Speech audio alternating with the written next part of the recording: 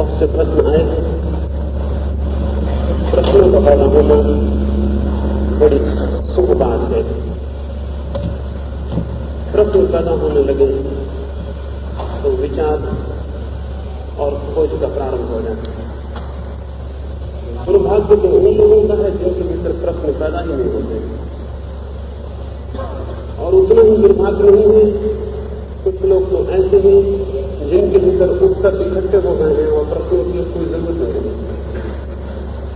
बहुत लोग ऐसे हैं जिनके भीतर उत्तर तो बहुत है, प्रश्न बिल्कुल नहीं है। और होना ये चाहिए कि उत्तर तो बिल्कुल न हो और प्रश्न लग जाए।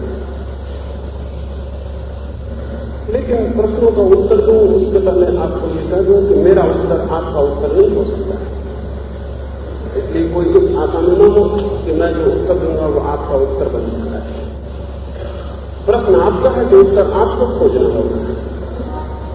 प्रश्न आपका हो, उत्तर मेरा हो, तो आपके भीतर कॉन्फ्लिक्ट पैदा होगी, आपके भीतर समाधान नहीं आएगा। और ये हमेशा से हुआ है।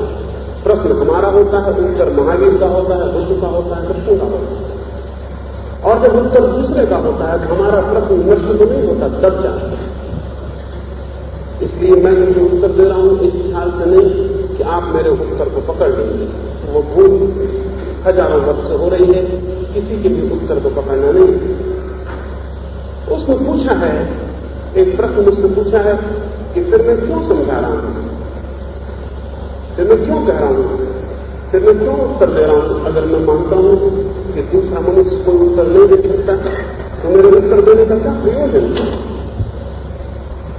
मेरे उत्तर देने का प्रयोजन भी आपको मैं स्पष्ट कर दूं। मेरे उत्तर देने का प्रयोजन ये नहीं है कि आप उसको स्वीकार कर लें। मेरे उत्तर देने का केवल इतना ही प्रयोजन है, आपके भीतर विचार पैदा हो जाए, आप उस पर सोचना शुरू कर दें। हम में से बहुत से लोगों ने सोचना बंद कर दिया है। हम सोचते ही नहीं, हमने सोचना दूसरों पर छोड़ दिया। मैं एक उपन्यास पढ़ता था और उस उपन्यास में वो कोई 500 वर्ष बाद आने वाली दुनिया का उपन्यास है। उसमें एक आदमी कहता है अपने नौकर से कि जाओ मेरी पत्नी को प्रेम कराओ, क्योंकि मुझे प्रेम करने की फुर्सत नहीं। जरूर एक वक्त आएगा कि हम प्रेम भी दूसरों से करवाने लगेंगे। जब हमें फुर्सत नहीं होगी तो हम किसी से कहेंगे कि जाओ और प्रेम करो, हमारी तरफ से प्रेम करो। हमको हंसी आती है इस बात को जान के कि कभी ऐसा वक्त भी आ सकता है कि प्रेम हम नौकरों से करवा लें क्योंकि हमारे पास समय की कमी है। लेकिन वही काम आप सत्य के संबंध में बहुत दिनों से कर ही रहे हैं, आप दूसरों से करवा लेना चाहिए। मेरा प्रयोजन ये नहीं है कि मैं आपका काम कर दूं, मेरा प्रयोजन ये है कि आपको ये स्मरण दिला दूं कि आपका काम आपके अतिरिक्त और कोई भी नहीं कर सकता। मेरे उत्तर आपके उत्तर नहीं होंगे, लेकिन मेरे उत्तर आपके भीतर प्रश्न को गहरा करने में सहयोगी हो सकते। उत्तर नहीं हो सकते, लेकिन प्रश्नों को गहरा और स्पष्ट करने में सहयोगी हो सकते। और उन्होंने बड़े बड़े लोग हैं, उनका असली काम आपको उत्तर देना नहीं, आपके भीतर प्रश्नों को जगा देना है। वक्त का महत्व प्रश्नों को उत्तर नहीं दिए हैं, बल्कि आपके भीतर प्रश्नों को जगा दिया है। जो प्रश्न आपके भीतर सोए थे उन्होंने सजग कर दिए। और जब किसी के भीतर प्रश्न जग जाए, पैदा हो जाए, तो प्रश्न पीड़ा देने लगता है, परेशान करने लगता है, उसका हल खोजना नहीं होगा। लेकिन हम सारे लोग तरकीबें निकाल देते हैं, किसी उत्तर को मान लेते हैं और प्रश्न से जो पीड़ा पैदा होती है उसको नष्ट कर देते हैं। मैं आपके प्रश्नों को नष्ट करने को नहीं, वे और सजग, तीव्र, पहले और तीव्र हो जाए, वही मेरी आकांक्षा है। इसलिए मेरे उत्तर को आप अपने मन में न रख लेना, वो आपके मन में रखने के लिए नहीं है, वो तो आपके मन के भीतर सिर्फ एक विचार एक खोज पैदा कर सके उसके साथ सकता है। ये पूछा है कि मैं क्यों बोल रहा हूं, मुझसे महावीर से भी पूछा गया होगा कि क्यों बोल रहे हैं, उससे भी पूछा गया होगा क्यों बोल रहे हैं, क्राइस्ट से भी पूछा गया होगा क्यों बोल रहे हैं, किसी से भी पूछा जाएगा। सच में ही ये बात बड़ी विचार नहीं है, ये प्रश्न बिल्कुल ठीक है। जब मैं मानता हूं कि किसी से किसी को सत्य नहीं दिया जा सकता तो फिर मैं क्यों बोल रहा हूं। और ये जो उन्होंने पूछा है एक प्रश्न में कि जिसको समाज में उत्पन्न हो गई वो क्यों बोलेगा, उसे बोलने का प्रयोजन होता है। वो वस्तुतः हम जीवन में वो भी करते हैं किसी प्रयोजन से करते हैं, कोई न कोई उसके अंत में लाभ हमारी दृष्टि में होता है। तो अगर महावीर को हम बोलते समय तो हम पूछेंगे कि महावीर क्यों बोल रहे हैं, इनको कौन से प्रॉफिट की कौन से लाभ की इच्छा है, बोलने से इनका प्रयोजन क्या है, इनका अर्थ क्या है। हमें ये ख्याल नहीं है कि जीवन में ऐसी क्रियाएं भी हो सकती हैं जिनका होना अपने आप में आनंद है, जिनके बाहर कोई लक्ष्य नहीं होता। आप किसी को प्रेम करते हैं, आपने सोचा कि मैं प्रेम इसलिए कर रहा हूं, और अगर आप उत्तर दे सकें कि मैं इसलिए प्रेम कर रहा हूं तो आपका प्रेम व्यर्थ हो जाएगा। कोई प्रेम है जो किसी कारण से हो प्रेम नहीं, क्योंकि कारण से आपका बंधन हो जाएगा, प्रेम नहीं हो जाएगा। अगर आप किसी को इसलिए प्रेम कर रहे हैं कि वो सुंदर है तो सौंदर्य के लिए तो प्रेम करना जाएगा। अगर आप किसी को प्रेम कर रहे हो तो वो गुणवान है, कल अगर उसके गुण गुण बन जाए तो प्रेम करना जाएगा। अगर आप किसी को इसलिए प्रेम कर रहे हैं जिसके पास बहुत धन है तो आप धन को प्रेम कर रहे हैं, गुण को प्रेम कर रहे हैं, सौंदर्य को प्रेम कर रहे हैं, लेकिन ये प्रेम नहीं, ये प्रयोजन। जीवन में हम चूंकि हर चीज प्रयोजन से करते हैं कि हम पूछते हैं कि हर चीज का प्रयोजन होना चाहिए, लेकिन जीवन में जब कोई भी शांति का और आनंद का अनुभव हो तो क्रियाएं प्रयोजन शून्य हो जाती हैं। क्रियाएं प्रेम से निष्पन्न होने लगती हैं, आनंद से निष्पन्न होने लगती हैं। अकबर ने एक घटना अकबर के उल्लेख में है, मुझे ख्याल आती है कि आपसे कहूं। मैंने बहुत लोगों को उस बात को कहा और मुझे लगा कि वो बात को समझा था। अकबर ने अपने संगीतज्ञ तानसेन को एक दफा पूछा था कि तुम इतना अच्छा बजाते हो कि मुझे कई दफा ये विचार उठता है कि अगर तुम्हारे गुरु को मैं सुन पाता तो वो न मालूम और कितना अच्छा बजाता। हालांकि मुझे विश्वास नहीं आता कि तुमसे अच्छा बजाने वाला भी हो सकता है, लेकिन ये मेरे मन में जिज्ञासा उठती, क्या तुम्हारे गुरु जीवित हैं? तानसेन ने कहा मेरे गुरु तो जीवित है, लेकिन उनको सुनना आसान नहीं, वे अपनी मौत से बजाते हैं, किसी की आकांक्षा से नहीं बजाते। फिर भी मैं कोशिश करूंगा कि आप उन्हें सुन सकें। उसके दूसरे फकीर थे और यमुना के किनारे लगते थे। रात को 4 बजे उन दोनों उठ के वो अपना सितार बजाते। तानसेन ने अकबर ने झोपड़े के बाहर चोरी से सितार को सुना। सुनने के बाद अकबर की आंखों से आंसू की झड़ लग गई। रात से भर वो बोला नहीं। महल में प्रवेश करते वक्त उसने तानसेन से कहा मैं तो एकदम अवाक रह गया, तुम तो अपने गुरु के मुकाबले कुछ भी नहीं हो, लेकिन तुम्हारा गुरु इतना अद्भुत और अलौकिक बजाने में कैसे समर्थ है, उसके संगीत में ये दिव्यता क्यों है? तानसेन ने कहा मैं इसलिए बजाता हूं कि बजाने के बाद मुझे कुछ मिल जाए, उस पर मेरी आशा लगी हुई, और मेरे गुरु इसलिए बजाते हैं कि बजाने के पहले मुझे कुछ मिल गया है और वो जो मिल गया है वो बिखरना चाहता है, बचना चाहता है। मेरी आकांक्षा है, मेरा आनंद है बजाने के बाद, उनका आनंद है बजाने से पहले। उनका आनंद बजाने में प्रकट हो रहा है और मैं आनंद पाने के लिए बजा रहा हूं। बजाना मेरा साधन है, उनका साधन है। और निश्चित ही जीवन में अगर भीतर आनंद उपलब्ध हो तो आनंद का एक लक्षण है वो बटना चाहता है। दुख का एक लक्षण है वो सिकुड़ना चाहता है। जब आप दुख में होते हैं आप चाहते हैं कोई मिले नहीं, आप अकेले में चले जाएं, एक अंधेरी कोठरी में बंद हो जाएं। अगर बहुत ही दुख है तो आप मर जाना चाहते हैं, आत्महत्या कर लेना चाहते हैं ताकि किसी से मिलने की कोई संभावना ही न रह जाए। दुख में आप अकेले होना चाहते हैं और आनंद में आप सबके साथ होना चाहते हैं। जो मनुष्य परिपूर्ण आनंद से भर जाता है वो सारे जगत के साथ हो जाता है। इसलिए आपने देखा होगा जब महावीर और बुद्ध और कृष्ण और क्राइस्ट दुखी हैं, जब उनके जीवन में दुख है तो हम पाते हैं वे एकांत की तरफ जा रहे हैं, और जब उनके जीवन में आनंद है तो हम पाते हैं कि वे बस्ती की तरफ वापस लौट रहे हैं। महावीर 12 वर्षों तक जंगल में थे जब वे दुख में थे, और जब उन्हें आनंद उपलब्ध हुआ तो वे बस्ती की तरफ वापस लौट आए। आनंद बढ़ना चाहता है, और रहस्य यह है कि आनंद जितना बढ़ता है उतना बढ़ता चला जाता है। इसलिए कोई प्रयोजन नहीं है, कोई लाभ का प्रश्न नहीं है, अर्थ नहीं है। लेकिन अगर किसी को आनंद मिले तो ये अनिवार्य हो जाता है कि वो लोगों से कहते कि आनंद कैसे मिला। अगर किसी को दिखाई पड़ता हो कि सामने रास्ते पर गड्ढा है और आप उस तरफ जा रहे हो तो उसके प्राण में कहेंगे कि वो आपको कहते कि ये गड्ढा है। आप कहेंगे तुम्हारा प्रयोजन क्या है?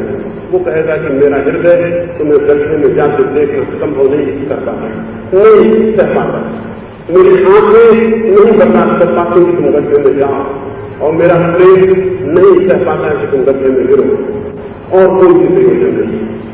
जो मैं आपसे कह रहा हूं उसको कोई भी प्रयोजन नहीं, कोई भी अर्थ नहीं।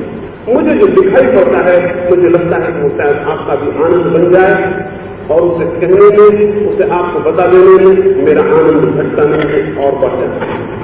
कोई भी प्रयोजन नहीं है, कोई लक्ष्य नहीं है, आपको कुछ छीनना नहीं है, आपको कुछ बदलना नहीं है, आपका कोई आपके लिए कोई नया संगठन नहीं बनाना है, कोई संप्रदाय नहीं बनाना है। पूछा है मुझसे कि क्या आप चाहते हैं कि कोई मत, कोई संप्रदाय खड़ा हो जाए? ये तो पागलपन की बात है। मैं तो सारे मतों को चाहता हूं कि वो विलीन हो जाए। तो अगर मैं भी मत खड़ा करूं तो वो मत तो मेरी ही बात में खंडन होगा। मैं तो कहता हूं दुनिया में सारे मत विलीन हो जाने चाहिए। विवेक विकसित होना चाहिए, मत नहीं। ज्ञान विकसित हो जाना चाहिए, संप्रदाय नहीं। संगठन विकसित नहीं होना चाहिए, प्रेम विकसित होना चाहिए। प्रेम और संगठन में जमीन आत्मा है। संगठन घृणा पर खड़े होते हैं। जितने भी संगठन है दुनिया में सब घृणा पर खड़े होते हैं। दुनिया में कोई ऑर्गेनाइजेशन प्रेम का ऑर्गेनाइजेशन नहीं। हिंदू इकट्ठे हुए मुसलमानों के खिलाफ, मुसलमान इकट्ठा है हिंदू के खिलाफ, जैन इकट्ठे हुए किसी और के खिलाफ, कोई और इकट्ठा है किसी और के खिलाफ। हम हमेशा किसी के विरोध में इकट्ठे, इसलिए दुनिया में जब विरोध होता है हम एकदम इकट्ठे हो जाते हैं। अभी मैं दिल्ली में था, लोगों ने मुझसे कहा कि पाकिस्तान और भारत के झगड़े के समय सारा हिंदुस्तान संगठित हो गया। उन्होंने बड़े गौरव से कहा। मैंने उनसे कहा कि ये सब संगठन घृणा का है, विरोध का और हिंसा का। जब भी किसी के प्रति घृणा पैदा हो हम इकट्ठे हो जाए, और जब घृणा विलीन हो जाए हमारा संगठन विलीन हो जाए।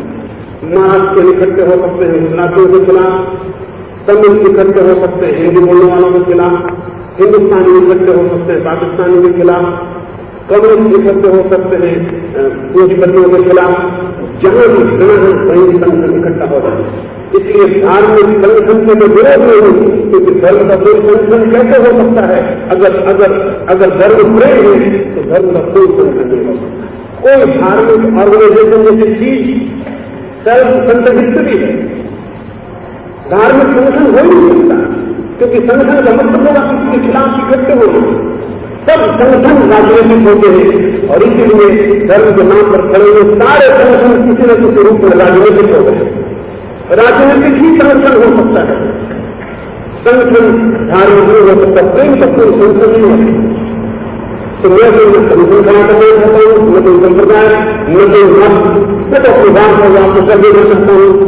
इसलिए जो नहीं कहा अपने लोग में, केवल इसलिए कि आपके भीतर एक विचार, एक खोज पैदा हो जाए। अगर खोज पैदा हो जाए तो मनुष्य के जीवन में बहुत कुछ संभव हो सकता है।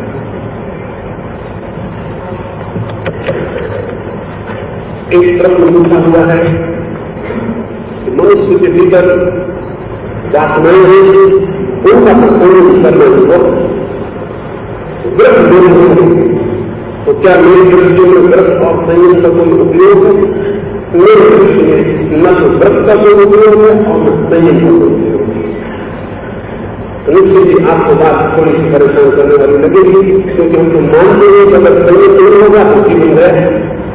हम तो मानते हैं कि व्रत नहीं होगा तो जीवन है। तो लेकिन मैं आपको कहूं, जो संयम लिया जाता है, जो व्रत लिया जाता है, वो लेने के कारण झूठा होता है। एक आदमी हिंसक है और वो संयम करता है और कोशिश करता है कि वो अहिंसक को करे। एक आदमी क्रोधी है और वो संयम करता है और व्रत लेता है कि मैं क्रोधी है। एक आदमी लोभी है, संयम करने की कोशिश करता है कि मेरा लोभ थोड़ा कम हो जाए। लेकिन आप हैरान होंगे, उसका ये संयम केवल दमन कर जाएगा, केवल सप्रेशन बन जाएगा। उसके भीतर कोई परिवर्तन तो नहीं होगा, वो एक दमित व्यक्ति हो जाएगा। और दमित व्यक्ति के बड़े खतरे हैं। क्योंकि उसने जिस चीज को दबाया है वो हर बार बाहर निकलने की चेष्टा करेगी, 24 घंटे बाहर निकलने की चेष्टा करेगी। और तब नए नए हिस्से में उसकी जमीन की वृत्तियां बाहर निकलनी शुरू हो जाएंगी। मैं एक जगह गया, एक साधु मेरे पहले वहां कुछ लोगों को समझाते थे, उन लोगों को समझाया कि अगर तुम्हें स्वर्ग पाना है तो तुम सब तरह के लोगों का त्याग कर दो। अभी थोड़ी विचार की बात है, उन्होंने कहा अगर तुम्हें स्वर्ग पाना है तो तुम सारे लोगों का त्याग कर दो। मैंने कहा कि इनमें से जो लोग भी होंगे वो स्वर्ग पाने के लोग से लोगों को त्यागने की कोशिश में लग जाएंगे, लेकिन लोग उनके भीतर मौजूद रहेंगे। आप देखिए मुख्य नजरों को जो आदमी संसार के सन्यासी हो गया वो लोग ही नहीं हो सकता है, वो आपसे ज्यादा लोग लोग इसलिए सन्यासी हो गए। उसका लोग प्रश्न होता है, उसकी जो ग्रीड है बहुत गहरी है, वो परमात्मा को भी पाना चाहता है, स्वर्ग को भी पाना चाहता है, मोक्ष को भी पाना चाहता है, सभी पाना चाहता है। एक क्षुद्र बुद्धि आदमी परमात्मा को पाने चला है, एक क्षुद्र सी बुद्धि का आदमी मोक्ष पाना चाहता है। आपका लोग को समझ ही मालूम होता है कि धन पाना चाहते, पद पाना चाहते, उसका लोग बहुत असमय है, वो मोक्ष पाना चाहता है। छोटी सी बुद्धि का कैसा अद्भुत पागल हो कि हम परमात्मा को पाना चाहते हैं। लोग मेरे पास आते हैं कहते हैं परमात्मा को पाना, ये बहुत गहरे लोग हैं जिनकी ग्रीड का कोई अंत नहीं। ये छोटे लोग दुकान हटाने से तृप्त नहीं है, ये छोटे लोग मकान बनाने से तृप्त नहीं है, लेकिन पूरे स्वर्ग का राज्य भी चाहते हैं। लेकिन ये सारे लोग को छोड़ने में लग जाएंगे और उनको लगेगा कि निर्लोभ भी बंद नहीं। और ये वजह है इन लोगों से जो स्वर्ग की कल्पना की है उसको आप देखो उसमें क्या है, उसमें कल्प वृक्ष जिंदगी के बैठने की जो भी इच्छा हो वो उसी वक्त पूरी हो जाए। जरूर किसी लोगों ने कल्पना की हो, ये किसी लोग की कल्पना हो सकती है। इस स्वर्ग में कल्प वृक्ष है तो उसके नीचे बैठने को जो भी इच्छा करिए सब पूरी हो जाएगी, देने लगेगी। आपने इच्छा की और पूरी होगी।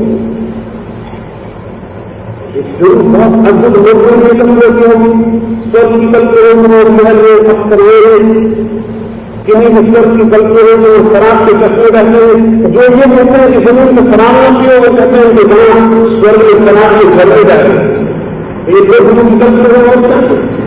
जो कहते हैं स्त्री को देखना वहां सारी सुंदर स्त्री और अप्सराएं स्वर्ग में नाच रही है, उन्हीं लोगों के सामने जिन्होंने संयम किया है। ये उनकी दमित कल्पनाएं, दमित वासनाओं का रूपांतर है। जो अपनी वासनाओं को दबा रहे हैं वो उन वासनाओं की तृप्ति के विचार कर रहे हैं, स्वप्न देख रहे हैं कि स्वर्ग में अप्सराएं नाचेंगी, शराब के झरने बहेंगे, कल्प वृक्ष होगा। इस आशा में इस लोग में बेचारे छोटे मोटे सुखों को, छोटी मोटी तकलीफों को सह रहे हैं, तपस्या कर रहे हैं, नियम ले रहे हैं, व्रत ले रहे हैं। ये सब लोग का खेल है। और लोग का ही दूसरा रूप होता है दंड। इन्हीं लोगों ने कल्पना की है कि नरक में बहुत तकलीफ दी जाएगी, बहुत परेशान किया जाएगा। और क्योंकि हर मुल्क को तकलीफें अलग अलग होती हैं, इसलिए हर मुल्क के लोगों की नरक की कल्पना भी अलग अलग है। अगर आप तिब्बतियों से पूछें कि नरक में क्या होता है तो वो कहते हैं नरक में बहुत ठंड होती है, क्योंकि तिब्बत में ठंड तकलीफ। अगर हिंदुओं से पूछें कि नरक में क्या होता है तो वहां अग्नि की लपटें जल रही है, क्योंकि हिंदुस्तान में अग्नि तकलीफ, गर्मी तकलीफ।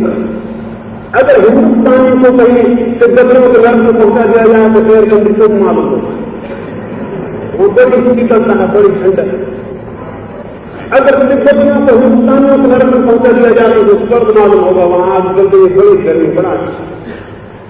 सारी दुनिया में हमारे लोग ने अन्य कल्पनाएं कर ली और फिर बहुत से लोग इनसे प्रभावित हो जाते हैं। बहुत गहरे तत्व जिनका लोगों में प्रभावित हो जाते हैं और इस लोग के लिए कुछ लोग होने लगते हैं। वो कहते हैं कि वो सही नहीं है, उन्होंने घर छोड़ा क्योंकि बड़ा घर पाने की इच्छा में लगे। और फिर इस तरह के लोग जब दमन करेंगे, अपने भीतर इच्छाओं को दबा लेंगे तो इच्छाएं नष्ट नहीं होती। दमन करने से कोई इच्छा नष्ट नहीं होती है। दमन करने से कैसे नष्ट होगी? एक आदमी अपने सेक्स का दमन कर ले तो नष्ट कैसे हो जाए? 24 घंटे जो आदमी सेक्स के संबंध में सोचने लगे, जिन जिन कौमों में सेक्स के प्रति दमन का भाव है उन कौमों के लोग 24 घंटे सेक्स का ही विचार करते हैं। इस मुल्क में तो ये हुआ है। इस मुल्क के दिमाग जितने सेक्सुअल है जमीन करोड़ों के मुल्क नहीं हो सकते। आप जितना ज्यादा सोचते हैं सेक्स के बाबत कोई नहीं सोचता, सोचेगा ही नहीं। आपने एक दमन को कागज में पैदा कर दिया, एक बचपन से ही पागलपन दिमाग में भर लिया है और उस पागलपन से तीव्रता से आप दमन करते चले जाते हैं, वो इकट्ठा होता चला जाता है और उसके परिणाम विस्फोट में होते हैं। आपका व्यक्तित्व विकृत हो जाता है और टूट जाता है। जरूर मेरी बात को अच्छा लगेगा, मैं ये कह रहा हूं सब वासनाओं को पूरी छोड़ दीजिए, ये मैं नहीं कह रहा। मेरी बात सुन के ये लगेगा कि असंयमी हो जाएगी, जो करना हो करिए, ये भी मैं नहीं चाह रहा। मैं ये कह रहा हूं कि संयम लादा नहीं जाता, संयम ज्ञान से आता है। कोई व्यक्ति सेक्स से लड़के ब्रह्मचर्य को उपलब्ध नहीं होता, बल्कि अगर सेक्स की सारी प्रक्रिया को बोधपूर्वक जान ले, परिचित हो जाए, सेक्स की सारी शक्ति से उसका अंतर संपन्न हो जाए, वो ज्ञान से भर जाए सेक्स के प्रति, तो उसके भीतर ब्रह्मचर्य आना शुरू हो जाए। अगर कोई व्यक्ति अपने क्रोध को जान ले, क्रोध से मुक्त हो जाए। क्रोध के दमन से कोई क्रोध से मुक्त नहीं होता, क्रोध के ज्ञान से क्रोध से मुक्त होता। आप कहेंगे हम तो रोज क्रोध को जानते हैं, हम मुक्त तो नहीं होते। आपने कभी क्रोध जाना ही नहीं होगा, क्योंकि जो आदमी एक दफा क्रोध को जान लेगा दोबारा क्रोध नहीं कर सकता। हाँ, आप क्रोध से गुजरते हैं लेकिन क्रोध को जानते हैं, और जानते इसलिए नहीं है कि जब आप क्रोध से गुजरते हैं तो आप शरीर से भी मूर्छित और बेहोश होते हैं। आपने ध्यान किया, बड़े से बड़ा क्रोधी क्रोध करने के बाद पछताता है, दुखी होता है, पश्चाताप सोचता है बहुत बुरा किया, अब नहीं करूंगा। जरा विचार की बात है, अभी थोड़ी देर पहले आदमी ने क्रोध किया है और ये आदमी पश्चाताप क्यों कर रहा है? क्या आपको कई बार ऐसा अनुभव नहीं होता कि आपको लगता हो कि मैंने अपने बावजूद क्रोध कर लिया, मैं नहीं चाहता था और मैंने क्रोध कर लिया? इसका अर्थ है कि क्रोध में आप मूर्छित होते हैं, होश में नहीं होते। दुनिया में कोई आदमी होश में रहते क्रोध नहीं कर सकता।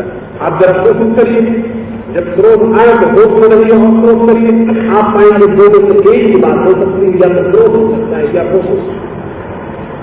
तो मैं क्रोध के दमन को नहीं करता हूं, मैं कहता हूं क्रोध के बोध। क्रोध का संयम रखना चाहिए, क्रोध को जानने और परिचित होइए। अगर आप क्रोध की पूरी शक्ति से परिचित हो जाएं तो परिचित होने में ही परिवर्तन और ट्रांसफॉर्मेशन शुरू हो जाए। जिस वृत्ति को आप ठीक से जान लेंगे उसी वृत्ति के बाहर हो जाएंगे। जिस वृत्ति से आपका परिचय हो जाएगा आप उसी वृत्ति के मालिक हो जाएंगे, और जिस वृत्ति से आप अपरिचित हैं, जानते ही नहीं हैं, उससे लड़ेंगे। देखिए, अगर मित्र अपरिचित हो चल सकता है, शत्रु अपरिचित नहीं होना चाहिए। अपरिचित मित्र से कोई नुकसान नहीं होता, लेकिन अपरिचित शत्रु से बहुत नुकसान होता है। शत्रु पूरी तरह परिचित होना चाहिए। विजय का सूत्र है परिचय। जो परिचित नहीं है वो हार जाए। आप अपने क्रोध से परिचित हैं, आप अपने सेक्स से परिचित हैं, आप अपने अहंकार से परिचित हैं, आपको अपने लोग का परिचय है, परिचित तो कुछ भी नहीं। पागल की तरह लोग में पड़े हुए हैं, फिर घबरा जाते हैं, उपदेश सुनते हैं, फिर पागल की तरह लोगों के खिलाफ खड़े हो जाते हैं। एक दफा मूर्छित लोभ में थे, फिर दूसरी दफा मूर्छित अलोभ में हो जाते। एक दफा क्रोध में मूर्छित थे, फिर अक्रोध की साधना में मूर्छित होकर लग जाते। एक दफा अहंकार में पागल थे, फिर गुने में पागल हो जाते। एक दफा गृहस्थी में पागल थे, फिर संन्यास होने में पागल हो जाते। एक दफा पकड़ने में पागल थे, फिर छोड़ने में पागल हो जाते। लेकिन पागलपन बना ही रहता। सवाल अमूर्छा का है। चित्त की प्रत्येक व्यक्ति को सजग होकर जानने और पहचानने का है। अगर आप जानने और पहचानने में समर्थ हो जाए तो जीवन में क्रांति हो जाए। कैसे उसे जान सकते हैं, इसकी मैं चर्चा कर रहा हूं।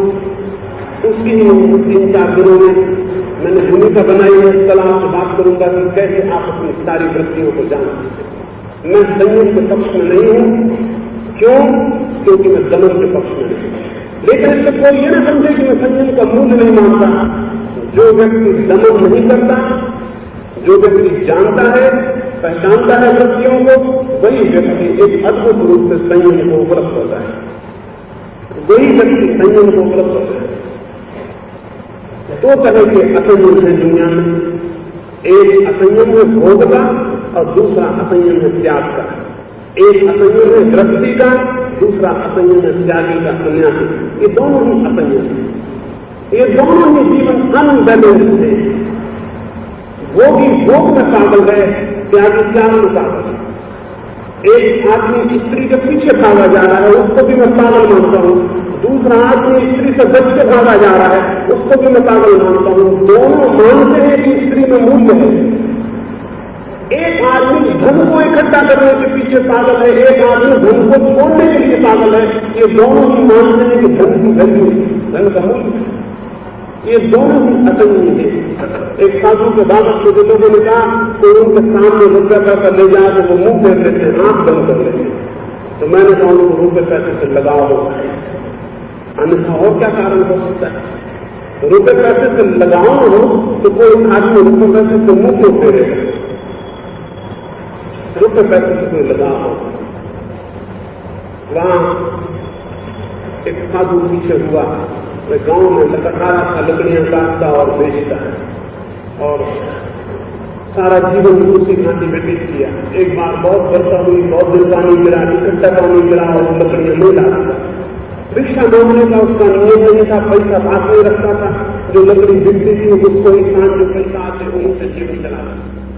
तो फिर उसने 7 दिन बाद जब फोन बंद हुआ, वो लकड़ियां काटने गया। उसकी पत्नी को उसके साथ को लकड़ियां काट के लौटे, पत्नी आगे से पति पीछे से। रास्ते के किनारे पर गंजी के पास ही एक असरफियों से भरी हुई थैली पड़ी। वो पति आगे था, पत्नी पीछे थी। पति ने सोचा इस थैली पर मुझे तो कोई मोह नहीं आएगा, क्योंकि मैंने तो स्वर्ण पर विजय पाई, मैंने तो जीत लिया सोच। लेकिन कहीं मेरी पत्नी है, भूखी प्यासी है, परेशान है, उसका मोह आ जाए तो व्यर्थ की पाप लगेगा। इसलिए उसने उसे गड्ढे में डाल दिया और मिट्टी कर दी।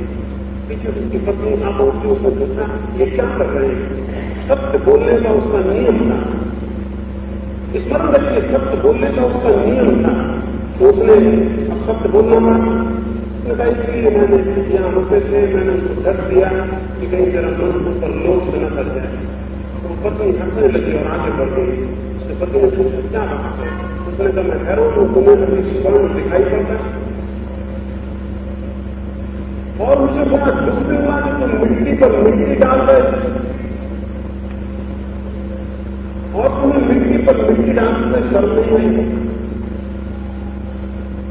वो आदमी जो सोने पर मिट्टी डाल रहा है अभी सोने को मानता है, अभी सोने का उसे स्वीकार।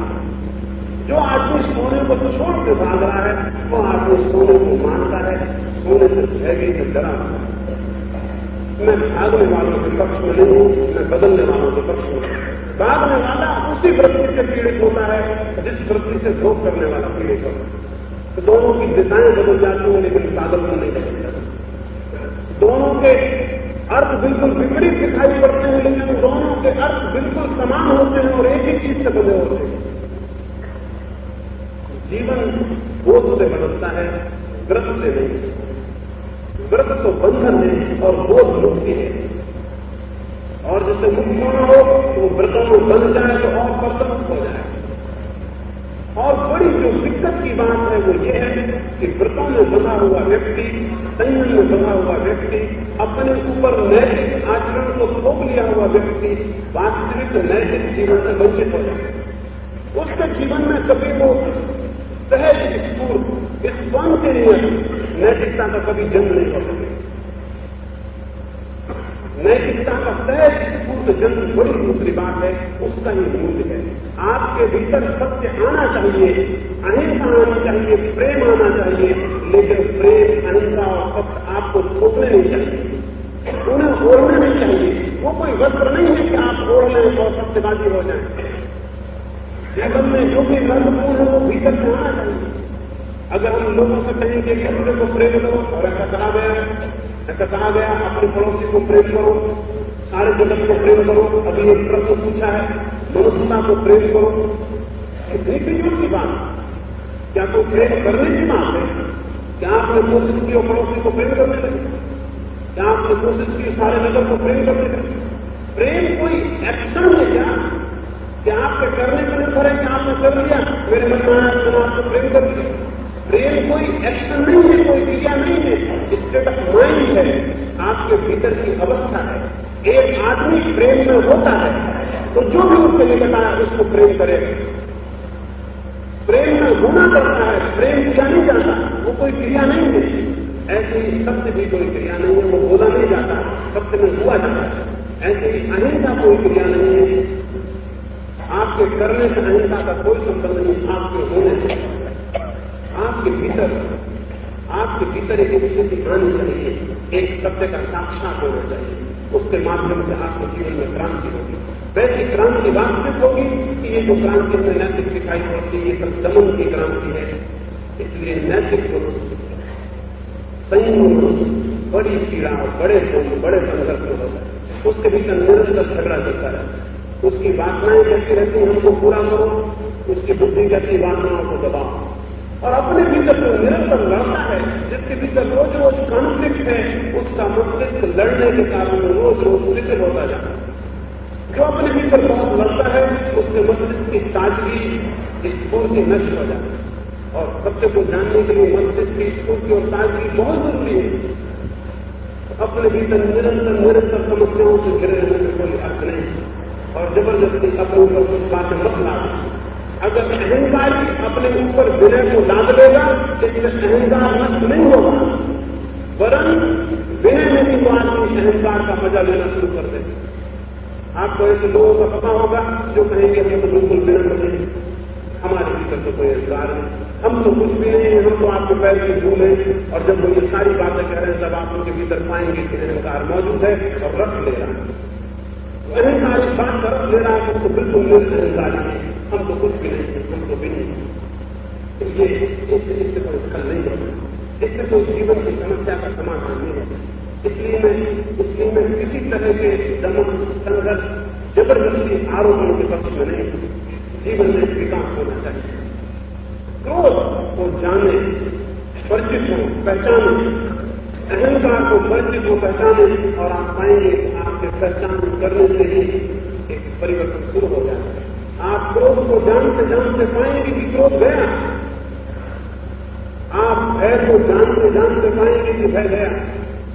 जहां भी ज्ञान का प्रकाश पड़ेगा चित्त में वही परिवर्तन हो जाए। यहां हम बैठे हुए, यहां अंधकार हो जाए और आप अकेले बैठे, आपको बहुत भय मालूम पड़ेगा।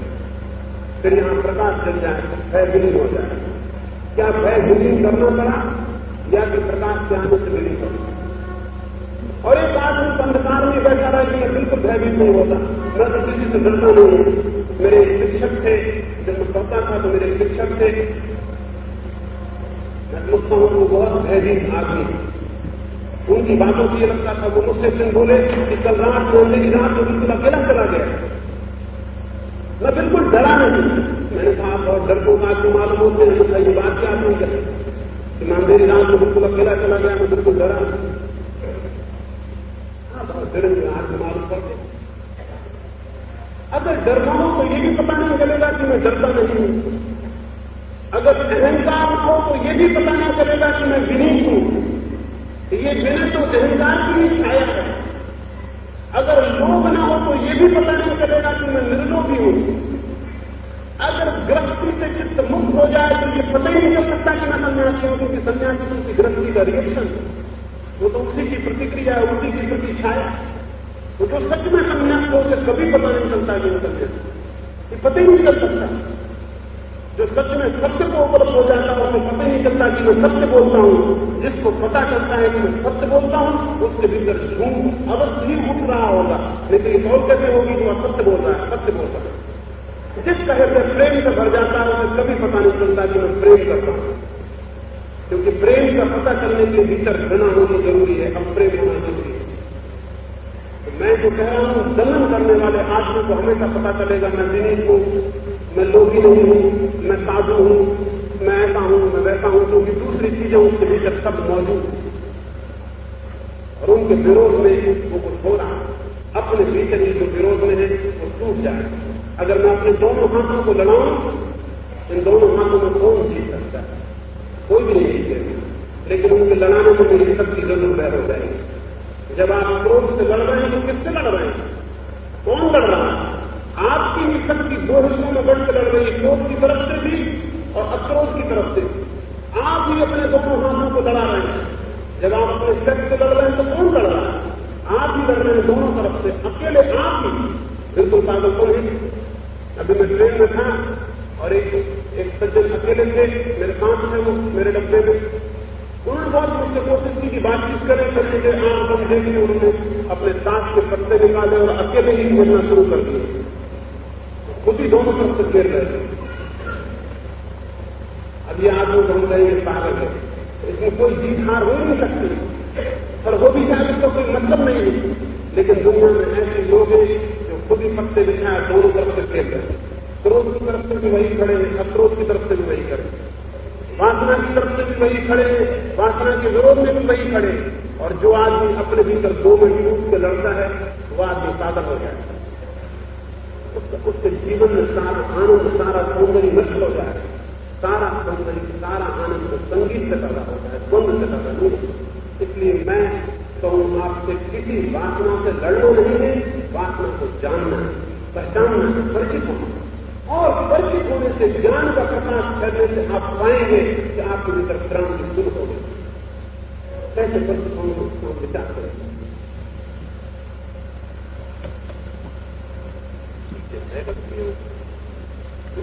जीवन में कर्तव्य होते हैं, उन्हें हम कैसे पूरा करें। अगर मेरी बातों को आप ठीक से समझेंगे तो आपको जानना चाहिए मैं कर्तव्य के पक्ष में कैसे हो सकता हूं। मैं प्रेम के पक्ष में हूं, कर्तव्य के पक्ष में नहीं। जहां प्रेम नहीं होता वहां कर्तव्य का विचार पैदा होता है। जब आप कहते हैं अपने पिता के प्रति कर्तव्य को कैसे पूरा करूं, उसका पिता के प्रति आपके मन में प्रेम नहीं। अगर मैं पूछूं कि मां के प्रति कर्तव्य को कैसे पूरा करूं, उसका मेरे मन में मां के प्रति प्रेम नहीं। प्रेम के अभाव से ड्यूटी का ख्याल, कर्तव्य का ख्याल, और जिसके मन में प्रेम होता है उसे ड्यूटी का कभी भी ख्याल नहीं होता। प्रेम की कमी है, इसलिए मैं आपसे कैसे कहूं कि आप कर्तव्य करें, मैं कहूंगा प्रेम को पूरा करें, प्रेम को बनाएं। कर्तव्य की फिक्र छोड़ दें, कर्तव्य तो अपने आप पूरा हो जाए। मैं कल ही एक कहानी कह रहा, एक भारतीय सन्यासी थे, वो वहां अफ्रीका में थे। फिर वो भारत यात्रा पर आए और हिमालय गए। हिमालय पर एक दिन चढ़ाई में दोपहर को बहुत धूप थी। वो अपने छोटे से बिस्तर को बांधे हुए पहाड़ पर चढ़ते थे और तभी उन्होंने देखा कि सामने एक पहाड़ी लड़की 10-11 वर्ष उसकी उम्र होगी, वो भी पहाड़ पर चढ़ रही है। पसीने से लथपथ है, थक गई है, उसकी सांस बढ़ गई है, कंधे पर अपने भाई को बांधे हुए। भाई की उम्र तो छोटी है लेकिन वो तगड़ा और बजी, लड़की छोटी थी। सन्यासी ने सोचा कि इस लड़की को कितनी परेशानी नहीं होगी, वो खुद भी तो अपने बोझ से परेशान था, अपने बिस्तर से परेशान। उसके करीब जब पहुंचा तो सन्यासी ने कहा उस लड़की को कि बेटा बहुत वजन से मालूम पड़ रहा है। उस लड़की ने सन्यासी की तरफ आंख उठाकर देखा, उसने कहा स्वामी जी वजन आप लिए हुए हैं, ये तो मेरा छोटा भाई। छोटे भाई में और वजन में फर्क, यदि तराजू पर तोलने में कोई फर्क नहीं होगा। तराजू पर बिस्तर में भी वजन होगा, छोटे भाई में भी वजन होगा। ये भी हो सकता है कि बिस्तर ही कम वजन का और छोटा भाई ज्यादा वजन का, तो तराजू बता देगा कि वजन किसमें ज्यादा है या कितना है। लेकिन हृदय के कांटे पर छोटे भाई में कोई वजन नहीं है और बिस्तर में वजन। प्रेम के कांटे पर जीवन बदल जाता है। जब भी हम पूछते हैं कर्तव्य कैसे पूरा करें, तब इस बात की सूचना है कि आपके हृदय में प्रेम नहीं। एक पति पूछता मैं अपनी पत्नी के प्रति कर्तव्य कैसे पूरा करूं, ये क्या बेवकूफी क्यों बेवकूफी की बात है। इसका मतलब है प्रेम नहीं है, तो आप कर्तव्य का विचार कर रहे हैं और कर्तव्य हमेशा बोझ होता है। प्रेम बोझ नहीं, प्रेम आनंद होता है। जब दुनिया में प्रेम की कमी पड़ जाती है तो कर्तव्य को सिखाने वाले टीचर उपदेशक पैदा हो जाते हैं। वो कहते हैं ये कर्तव्य करो, वो कर्तव्य करो, ये कर्तव्य करो, वो कर्तव्य करो, ऐसा करो, वैसा मत करो। जब दुनिया में प्रेम कम हो जाता है तो कर्तव्य की चर्चा शुरू होती है। कर्तव्य बड़ी पद्धति की स्थिति है, प्रेम का सवाल है। ये मत पूछे कि मैं कर्तव्य कैसे करूं, ये समझें कि जब कर्तव्य का ख्याल आ गया तो पहचान लें कि आपके हृदय में प्रेम की कमी पड़ गई। आपके भीतर प्रेम नहीं, प्रेम को जगाने का, प्रेम को उठाने का, भीतर प्रेम के स्रोत को खोलने का विचार करें। अगर वो विचार नहीं करते और आप कर्तव्य का विचार करते तो हर कर्तव्य आपको परेशान करता जाए। हर कर्तव्य में आप अपने परेशान और बेचैन हो जाएंगे, क्योंकि आपका करने का मन नहीं हो रहा और करना पड़ रहा है। और जहां भी मन के विपरीत करना पड़े वही जीवन बोझ हो जाता है। करीब करीब हम सबका जीवन बोझ इसीलिए है कि हम कर्तव्य खो रहे हैं। प्रेम के पंखों पर हम सवार नहीं है, कर्तव्य का बोझ हमारे सिर पर रखा हुआ है। हम कोई प्रेम की यात्रा नहीं कर रहे। और यही कर्तव्य का बोझ जब बहुत घबरा देता है, आदमी सोचता छोड़ो सब ये कर्तव्य, सन्यासी हो जाओ, साधु हो जाओ। वो प्रेम को तो नहीं सोचता, साधु और सन्यासी होने की सोचता है। जब कर्तव्य बहुत घबरा देता है तो ये पत्नी और बच्चे सब आसान है, ये सब बोझ है, इनको हटाओ। ये बोझ नहीं है मानवा, आपके भीतर प्रेम की कमी है इसलिए ये बोझ, इनका कोई भार नहीं है। आपके हृदय में प्रेम का कांटा नहीं है इसलिए ये भारी पड़ रहा है।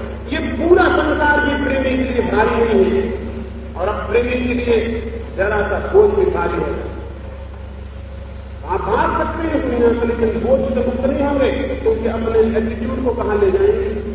तब आप परमात्मा के प्रति भी कर्तव्य करेंगे, ड्यूटी, वहां भी प्रेम नहीं होगा। सुबह रोज भजन कर रहे हैं, 6 बजे करना चाहिए, कर्तव्य है इसलिए कर रहे हैं, वो भी बोझ हो जाएगा।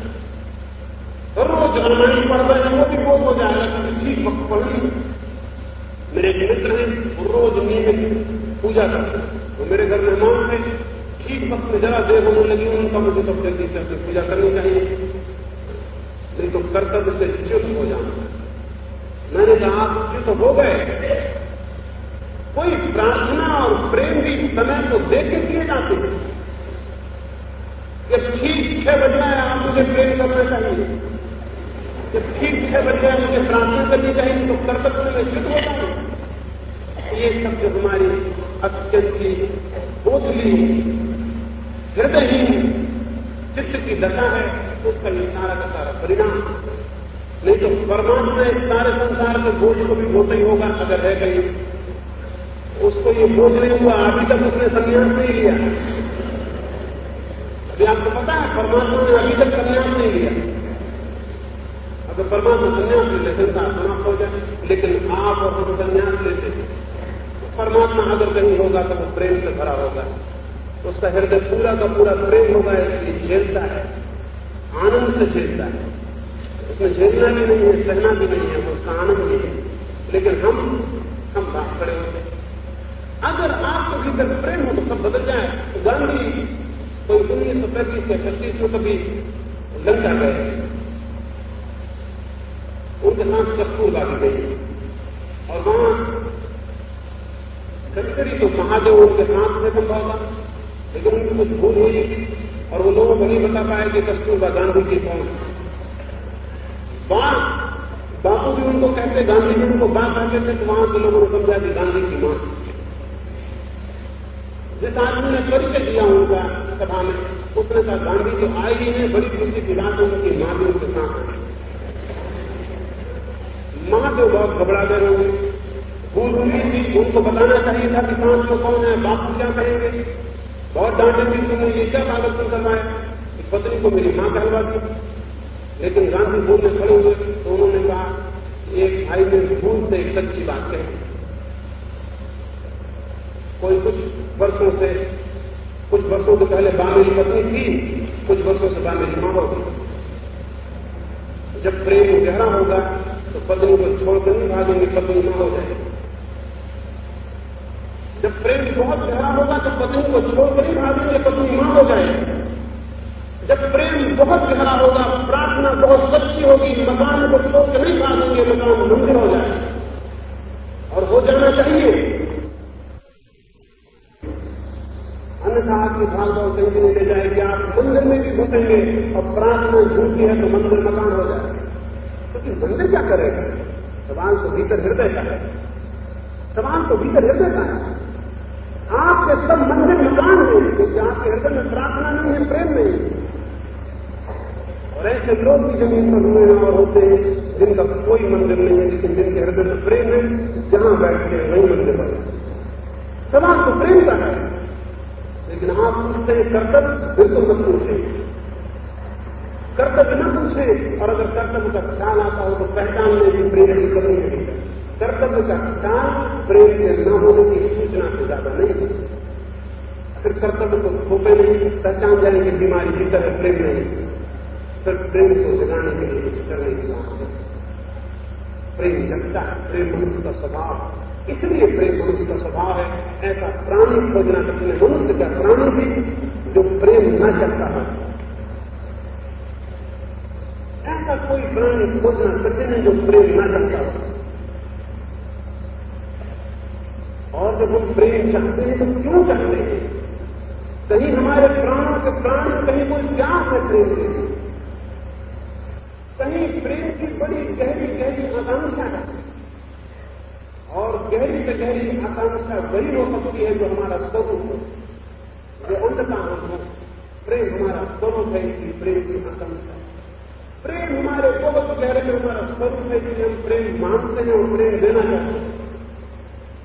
घर से भी जो भाग जाते हैं, संसार को भी छोड़ देते हैं, वे भी परमात्मा से प्रेम करते हैं, परमात्मा से प्रेम मांगते हैं। प्रेम से भागा हुआ मनुष्य आज तक कहीं देखा न गया। सब कहीं से भाग जाए तो प्रेम से नहीं भागता। मीरा अपने पति को छोड़ के भाग गई होगी तो कृष्ण को पति के मिले। प्रेम की आकांक्षा नहीं है। महावीर ने अपना घर छोड़ दिया होगा, जिनको वो प्रेम करते थे उनको छोड़ दिया, फिर जितने लोग उनको मिले सबको प्रेम किया, वही उनकी अहिंसा कर दी। बुद्ध ने अपनी पत्नी को छोड़ दिया होगा, प्रेम से भागने होंगे, लेकिन जब जीवन में ज्ञान का उदय हुआ तो सारे जगत में उनकी करुणा, उनके प्रेम की बातें कितनी हो। सवाल हमेशा प्रेम का है, और प्रेम से कभी कोई भाग नहीं सकता। इसलिए प्रेम मनुष्य के बहुत गहरे स्वरूप का हिस्सा है। अगर हम अपने भीतर प्रवेश करें, अगर हम अपनी गहराइयों में जाएं, तो हमारे भीतर प्रेम के झरने फूटने शुरू हो जाए। इसलिए ज्ञानी का लक्षण प्रेम, अज्ञानी का लक्षण अप्रेम। और अगर कभी कोई ज्ञानी आपको प्रेम शून्य दिखाई पड़ता हो, समझना ये जड़ है, उसको कोई ज्ञान उत्पन्न नहीं है। ज्ञानी का लक्षण प्रेम है, विचार उसे अहिंसा कहें, करुणा कहें, कुछ और कहें, लेकिन ज्ञान जब आता है तो प्रेम उसके साथ ही आता है। ज्ञान भीतर फलित होता है, प्रेम चारों तरफ बाहर फैल जाता है। तो मैं आपको कर्तव्य की बात नहीं कह सकता, मैं तो ये कह सकता हूं कि आपके भीतर प्रेम कैसे पैदा हो। अगर आप स्वयं को जानने में समर्थ हो जाए तो प्रेम पैदा होगा, और प्रेम ही सब कुछ है। प्रेम ही कर्तव्य है, प्रेम ही पुण्य है, और प्रेम ही धर्म है। अगस्तीन हुआ, एक साधु हुआ, उससे किसी ने जाके पूछा कि मैं कौन कौन से पाप करने बंद कर दूं? आप मुझे लिखित आज्ञा दे दें, मैं वे पाप बंद कर दूं, और मैं कौन कौन से पुण्य करूं, वो भी आप लिखित आज्ञा दे दें, मैं वे पुण्य करना शुरू कर दूं। अगस्तीन ने कहा कि तुम जरा 7 दिन बाद आओ, क्योंकि 7 दिन में मुझे सोचना पड़ेगा कि कितने पाप मनुष्य कर सकता है, कितने पुण्य कर सकता है। अगर एक आध को भी पाप छूट गए उस लिस्ट में से, तो जुम्मा मेरे ऊपर हो जाएगा कि तुमने तो मुझे छोड़ दिया। कि सारे पाप बता दो कि नहीं करना चाहिए, मैं नहीं करूंगा। 7 दिन बाद वो आज मिला था, अगस्तीन ने कहा तो बड़ा कठिन काम है, पाप तो अनगिनत है, मैं गिनती करके बता दूंगा तो शेष जो रह जाएंगे उनका क्या होगा। पुण्य भी अनगिनत है, मैं गिनती करके बता दूंगा तो बड़ी मुश्किल पड़ जाऊंगा। तो 7 दिन का मैं क्या करूं? मैं तो पूछने को तैयार हूं, कोई भी बता देगी कितने पाप छोड़ देंगे, कितने पुण्य करने में करूंगा। अगस्तीन ने कहा 7 दिन और कृपा कर, मैं जरा और सोच लूं। 7 दिन बाद फिर आया अगस्तीन ने कहा कि मैं तो बहुत घबरा गया, लेकिन फिर एक मुझे ख्याल आ गया, तू प्रेम कर। पिताजी का कितना काफी है, तू प्रेम कर। जो तेरे प्रेम के विरोध में जाए समझना पाप है, जो तेरे प्रेम के पक्ष में पड़ जाए समझ लेना तुम लिस्ट नहीं बनाई जाती। तो वस्तुतः कोई कर्तव्य नहीं है, कोई अकर्तव्य नहीं है। प्रेम कर्तव्य है और अप्रेम अकर्तव्य है। अगर प्रेम है तो जो आप जो भी करेंगे वो ठीक होगा, और अगर प्रेम नहीं है तो आप जो भी करेंगे वो गलत होगा। अपने भीतर टटोल लेना और देखना कि प्रेम है या नहीं। अगर प्रेम नहीं तो जो भी आप कर रहे हैं अधर्म है, और अगर प्रेम है तो जो भी आप कर रहे हैं धर्म। एक ही संबंध में एक बात और पूछा है सारी दुनिया में इस वक्त इतनी दरिद्रता है, इतनी परेशानी है, और धार्मिक लोग मंदिरों में बैठ कर पूजा प्रार्थना करते हैं। सब संत महात्माओं की शिक्षाएं हैं। खासकर इस मुल्क में तो न कोई सेवा करता है, न कोई दरिद्रता को मिटाने की कोशिश करता है। ठीक पूछा है, बिल्कुल ही ठीक बात है। अगर ये प्रार्थनाएं सच्ची हो तो ऐसा नहीं होना चाहिए। अगर प्रेम सच्चा हो, अगर धर्म भीतर हो तो सेवा में बदलना चाहिए। जापान में एक ऋषि था, उसने सबसे पहले बुद्ध के वचनों को जापान में अनुवादित करवाया। बहुत बड़ा काम था। बुद्ध के सारे ग्रंथों का जापानी में अनुवाद बहुत बड़ा काम था। वो फकीर को ढूंढा था, उसके पास एक पैसा नहीं था। बहुत बड़े बड़े स्कॉलर, बड़े बड़े पंडित लगा के अनुवाद का काम होना था। बहुत हजारों रुपए का खर्च। उस फकीर ने गांव घूम के रुपए इकट्ठे किए। 10,000 रुपया 10 साल में वो इकट्ठा कर पाया। तभी जब रुपये इकट्ठे हुए तो उसके क्षेत्र में अकाल पड़ गया, तो उसने सारा रुपया अकाल में लगा दिया। फिर गाँव घूमा 10 साल, फिर बीते, फिर उसने 10,000 रुपये इकट्ठे किए। तभी वहां भूकंप आ गया और उसको फिर 10,000 रुपये भूकंप में लगा दिया। तब वो 70 वर्ष का हो चुका। फिर वो वहां में 80 वर्ष की उम्र हो रही है। फिर वो गाँव निकला, लोगों का तुम अजीब पागल, वो बार बार आ जाते। उसने कहा 2 एडिशन तो निकल गया भगवान की वाणी से, एक और निकालना। उसने कहा 2 एडिशन, 2 संस्करण तो भगवान की वाणी से निकल गए, अब एक और निकालना। और श्रेष्ठ तो निकल चुके हैं, जो बचा है अश्रेष्ठ, उसको भी निकालने में। फिर उसने 10,000 रुपये इकट्ठे किए। जब वो 90 वर्ष का हुआ तब कहीं वो रुपया काम में लग पाया। कुछ ग्रंथ प्रकाशित हुए। जब लोगों ने उससे कहा कि तुम प्रसन्न हो अपने काम पर, उसने कहा कि जो 2 पहले निकल चुके हैं उनका कोई मुकाबला नहीं। तो ठीक है, ये भी ठीक है। ये आदमी धार्मिक आदमी है। धार्मिक आदमी परमात्मा को पहले रखे और मनुष्य को पीछे रखने की हो नहीं सकता। धार्मिक आदमी मनुष्य को, पीड़ित मनुष्य को परमात्मा से हमेशा आगे और ऊपर रखेगा। एक दफा परमात्मा को छोड़ने पर राजी हो जाएगा, दुखी और पीड़ित मनुष्य को नहीं,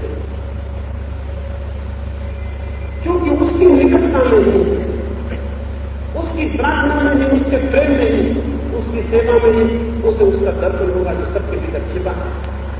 क्रूर मन, ये क्रूर मन ही होंगे कि मुल्क भूखा मरता हो और वो यज्ञ में पैसा बर्बाद करते होंगे। दुष्ट जन ही होंगे कि मुल्क भूखा मरता हो और वो बाइबल की प्रतियां और रामायण की प्रतियां साथ करोड़ों रुपया खर्च करते हो, लोगों में बांटते हो। ये क्रूर वायलेंस हिंसक लोग हो सकते हैं। मनुष्य भूखा मरता हो और मंदिरों में धन इकट्ठा होता हो और वहां संगमरमर के महल खड़े हो। मनुष्य मर रहा हो और भगवान की सेवा हो रही हो, ये वायलेंट माइंड, हिंसक मन का लक्षण, ये कोई धार्मिक मन का लक्षण नहीं। ये ठीक पूछा है कि होना चाहिए धार्मिक जीवन का लक्षण सेवा होनी चाहिए। लेकिन इससे कोई यह समझ ले ये जो मुल्क में तथा कथित सेवक है इनके में पक्ष में, ये जो तथा कथित सेवक है जो कहते हैं हम सेवा करना चाहते हैं, इनके में पक्ष में नहीं। क्योंकि मैं मानता हूं अगर भीतर ज्ञान न हो तो बाहर सेवा नहीं हो सकती। सेवा का नाम से पोषण नहीं होगा। सेवा के नाम से भी दम्भता ही पोषण होगा। सेवक भी कुछ दिखने और होने की कोशिश में सेवा करेगा। सेवा साधन होगी, उपलब्धि जहनदार की तरक्की भी होगी। भीतर ज्ञान हो तो भी जीवन में सेवा हो, और नहीं तो सेवा झूठी हो। सेवा का फिर कोई मूल्य नहीं रहता है। सेवा का कर्ज फैला हुआ है सारी दुनिया में। एक ख्याल है क्या करना है, ध्यान से क्या करना है, प्रेम से क्या करना है, प्रार्थना से सेवा करो। ठीक है, सेवा जरूर होनी चाहिए, लेकिन सेवा निकलनी चाहिए। जैसा मैंने कहा कर्तव्य निकलना चाहिए, सेवा निकलनी चाहिए। जब कोई व्यक्ति भीतर प्रेम से भर जाता है तो उसका उठना, उसका बैठना, उसका सांस लेना भी सेवा हो जाता है। और जब कोई व्यक्ति भीतर ज्ञान और प्रेम से भरा हुआ नहीं होता तो वो चाहे सेवा भी करे, उसका उठना बैठना, उसका सांस लेना सब विषाक्त होता है, सबसे वो पॉइजन फेंकता है अपने चारों तरफ। असल में जो हमारे भीतर नहीं है उसे हम बाहर दे कैसे सकते हैं?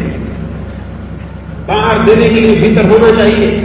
अगर हम कुएं में बाल्टियां डालें उसमें पानी न हो तो बाल्टियां खाली वापस लौट आएंगी। जो कुएं में है वही बाहर आ सकता है, जो मेरे भीतर है वही मेरे एक्शंस में, मेरी क्रियाओं में बाहर आ सकता है। भीतर अगर प्रेम नहीं है तो बाहर सेवा कैसे आएगी?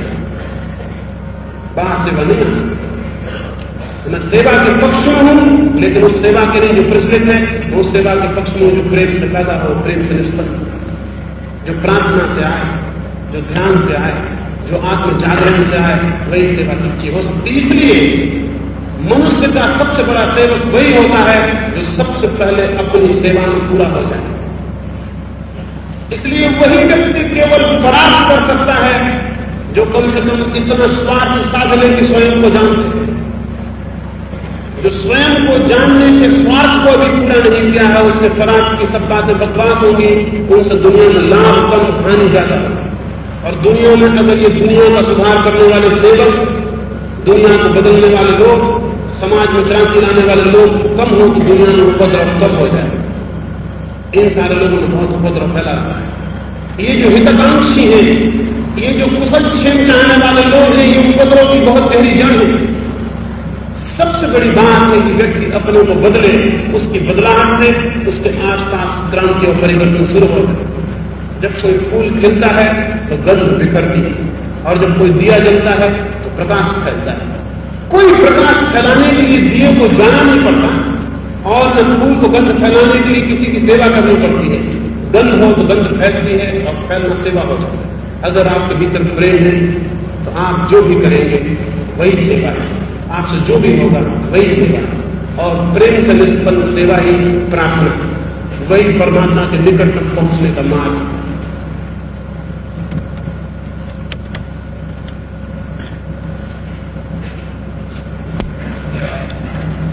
पूछा है अंतिम दो प्रश्नों की और मैं बात कर लेता हूं।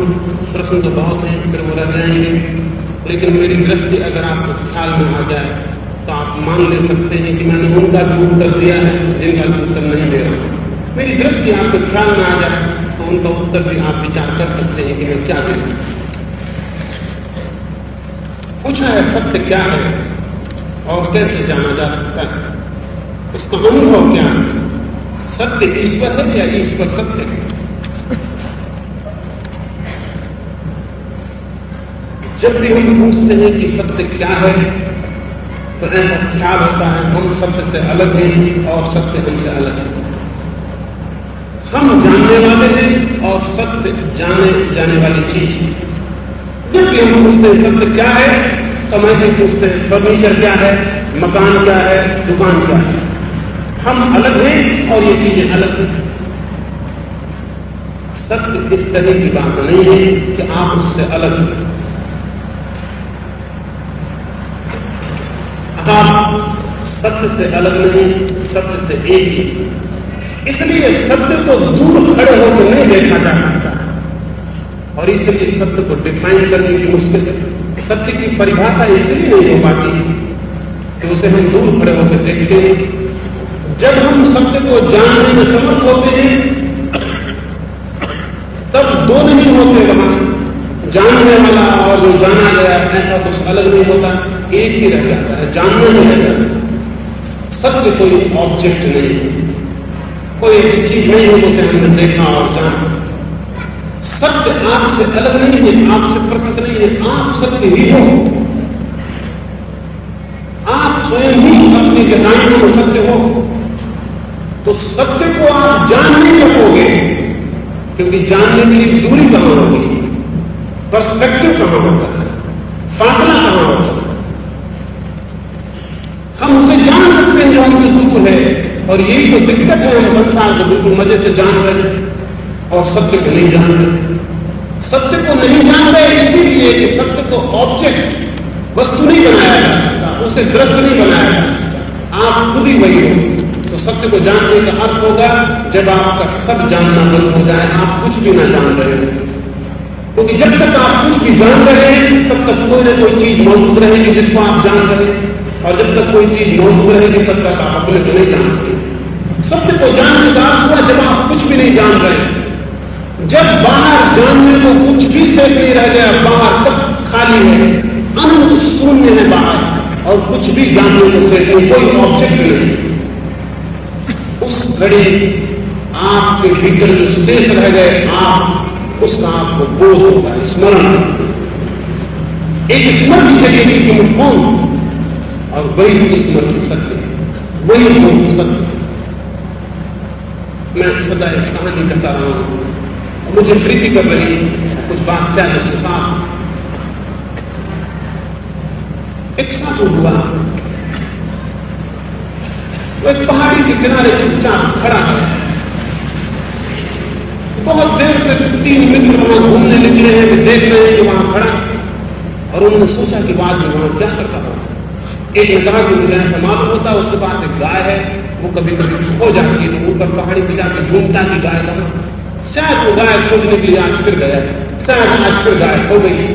दूसरे मित्र ने कहा उसे देख के ऐसा नहीं लगता, वो तो आंख भी नहीं घुमा के देख रहा है कहीं कि कुछ खोजता हो, उसकी आंखों से खोज का पता नहीं चलता। तो ऐसा मालूम पड़ता है कोई मित्र साथ घूमने गया होगा, वो पीछे छूट गया है तो रुक को उसकी प्रतीक्षा कर रहा है, वो आ जाए तो आगे बढ़े। तीसरे ने कहा उसे देख के ऐसा भी नहीं लगता कि वो प्रतीक्षा में, तो वो पीछे लौट के भी तक नहीं देखता। जो प्रतीक्षा में होता है वो पीछे लौट लौट कर देखता है कि शायद कोई आ न जाए, शायद अब करीब आ गया। वो प्रतीक्षा में नहीं मालूम होता। मुझे तो ऐसा लगता है जो परमात्मा के ध्यान में, परमात्मा की प्रार्थना में, वे तीनों निर्णय नहीं कर सके, वो उसके पास गए और उन्होंने कहा अच्छा हो तो उसी से पूछ ले कि मुझे क्या करना है। उन्होंने जाकर उससे पूछा मान साहब आप यहां खड़े होकर क्या कर रहे हैं। उस पहले आपने कहा क्या आप अपनी गाय खोज रहे हैं। उसने कहा कैसी गाय, किसकी गाय। साधु ने कहा कैसी गाय, किसकी गाय, कौन खोजने वाला, कौन खोजे जाने वाला। मैं कुछ नहीं खोज रहा। उस आदमी ने कहा ठीक है, मैंने पहले कहा क्या आप किसी मित्र की प्रतीक्षा कर रहे हैं। उसने कहा कैसा मित्र, कैसा शत्रु, कैसी प्रतीक्षा, कौन प्रतीक्षा कर रहे हैं।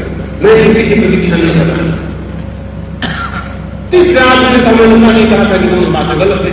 निश्चित ही अब तीसरी बात सही है, हाँ ईश्वर की प्रार्थना है, ईश्वर का ध्यान कर रहे हैं। उसने कहा कैसा ईश्वर, कैसी प्रार्थना, कैसा ध्यान। मैं कुछ भी नहीं करता, मैं तो बस खड़ा हूं, जस्ट स्टैंडिंग, कुछ भी नहीं कर रहा, मैं तो बस खड़ा हूं। जरा कल्पना करें, अभी तो कल्पना नहीं कर सकते एक आदमी की जो बस खड़ा है और कुछ भी नहीं कर रहा, जिसके मन में कुछ भी नहीं हो रहा, न तो खोज है, न तो प्रतीक्षा है, न कोई ध्यान है, न कोई प्रार्थना है, जो बस मौन खड़ा है, जिसकी मन की ज्योति बिल्कुल ठहर गई, जिसके भीतर कोई कंपन नहीं है, कोई लहर नहीं। ऐसे मनुष्य की जो भावना है उसमें जो जाना जाता है वो सत्य। ऐसे मनुष्य की जो भावना है उसमें जो जाना जाता है वही ईश्वर है। सत्य और ईश्वर तो सत्य नहीं है, सत्य और ईश्वर दो चीजें नहीं है। कहने के तो ढंग है, आत्मा कहें कुछ और, दोनों कुछ और कहें, कोई कहने से फर्क नहीं पड़ता। क्या आप नाम लेने से कोई फर्क नहीं पड़ता, लेकिन उस क्षण में जाना जाता है वही जानने योग्य है, वही है जो जाना जाए।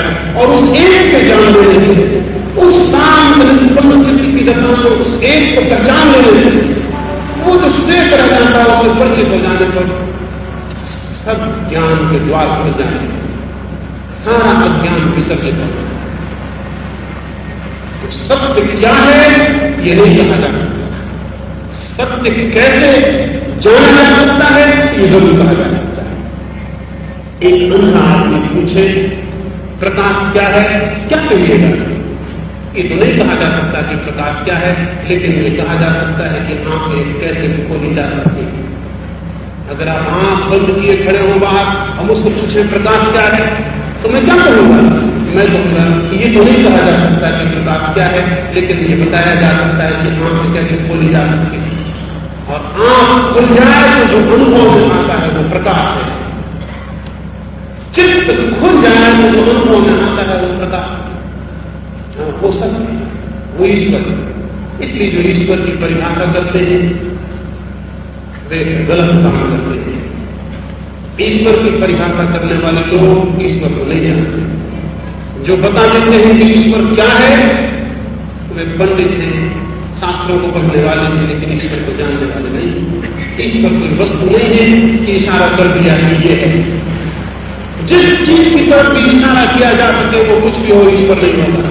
और जिस चीज की भी परिभाषा की जा सके वो कुछ भी हो, ईश्वर नहीं होता।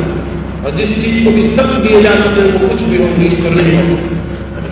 ईश्वर को कुछ भी कहना संभव नहीं है, क्योंकि जब हम जानते हैं तो उसे अलग नहीं जानते। अपने ही होने में, अपनी ही सत्ता में, अपनी ही ऑथेंटिक एग्जिस्टेंस में हम उसे एक हुआ जानते हैं। एक रामकृष्ण एक बात कहा करते थे, वहां से वहां से कहूं, रामकृष्ण कहा करते थे, एक बार ऐसा हुआ, एक समुद्र के किनारे बहुत बड़ा मेला, समुद्र था गहरा, अथाह था पानी, बहुत ही भीड़, मेले में बहुत से लोग, वे सब समुद्र के किनारे गए। उसमें कुछ ग्रामीण जन भी थे। उन्होंने सोचा ये समुद्र कितना गहरा हो, कोई पता लगाए। और कभी वहां घूमता हुआ उस मेले में नमक का पुतला भी आ गया और उसने का पता लगाना है, मैं ढूंढना चाहता हूं, अभी पता लगा। वो नमक का पुतला उस समुद्र में कूद गया, सारा मेला वहां इकट्ठा हो गया। एक आदमी समुद्र का पता लगाने गया, लेकिन वो पुतला कभी लौटा, क्योंकि नमक का पुतला था, वो समुद्र का पता लगाने गया, पिघल के समुद्र के साथ एक हो गया। उसने कोई लौट के खबर नहीं दी कि समुद्र कितना गहरा है और क्या है। जिन लोगों ने ईश्वर को खोजने की कोशिश की है, फिर नमक के पुतले सिद्ध हुए हैं और ईश्वर समुद्र से हुआ। तो जब उसमें गए तो पाया कि वे ही पिघल के विलीन हो गए, लौट के खबर देने से कुछ नहीं रहता। इसलिए आज तक ईश्वर के संबंध में जो भी कहा गया है वो असत्य है, और जो नहीं कहा गया वही सत्य है। जो भी परिभाषा की गई है वो व्यर्थ है, जो होने की है, और जो अपरिभाषित छूट गया, इनडिफाइनेबल जो छूट गया है वही सत्य है, उसका ही मूल्य है। मैं तो परिभाषा नहीं करता, न की जा सकती है, और अगर कभी कोई करे तो संदिग्ध हो जाना, सचेत हो जाना कि बात गड़बड़ है। ये पुतला शायद फिर अभी पानी में उतरा नहीं, परिभाषा आसान। जब उतरेंगे गहरे तो पाएंगे कोई परिभाषा नहीं, खुद का ही मिट जाना। जहां आप बिल्कुल मिट जाएं और आपका कुछ भी शेष न रह जाए, समझना ईश्वर का मुकाम आ गया। जहां आप बिल्कुल मिट जाएं और आपका कुछ भी शेष न रह जाए, आपका नमक का पुतला बिल्कुल पिघल जाए और खोजे से भी न मिले, समझना कि सागर की गहराई आ गई। क्या मुझे ये कहने की आज्ञा देंगे कि जहां आप बिल्कुल मिट जाते हैं वही ईश्वर है, और क्या मुझे कहने की आज्ञा देंगे कि जहां आप मिट जाते हैं वही आपका वास्तविक होना है। जो मिटता है वो पा लेता है, जो खो देता है अपने को वो उपलब्ध हो जाता है। जैसा मैं निरंतर कहता हूं, उस बात को कहूं और चर्चा को पूरा करूं, जब सागर में अपने को खो देती है तो सागर हो जाता है, और उसका सागर हो जाना ही उसका आंतरिक सत्य है, क्योंकि हर बूंद अपनी आंतरिक गहराई में सागर ही है। हर सत्ता अपनी आंतरिक गहराई में ईश्वर है, सत्य है, और जब हम अपनी ऊपर की खोज को छोड़ देंगे उसे जानने में समर्थ हो जाते हैं। मेरी इन बातों को प्रेम से सुना, उसके लिए बहुत अंग्रेज हूँ। सब प्रति प्रकार के परमात्मा को बिना मेरे प्रणाम से कहा।